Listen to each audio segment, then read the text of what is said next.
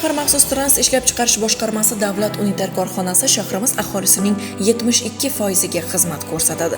So'nggi yillarda barcha sohada o'zgarishlar, yuksalishlar bo'lgani kabi, maxsus trans yo'nalishida ham yangiliklar ko'p. Oldingidek betartib chiqindi tashlash joylari, hatto o'tkir hididan yoniga arang yaqinlashadigan chiqindi uyumlarini Toshkent shahrida deyarli ko'rmaysiz.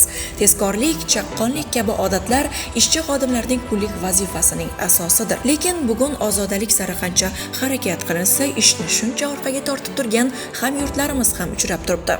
Bu kadrga e'tibor qarating. Yo'lning u tomonida maxsus chiqindi tashlash joyi.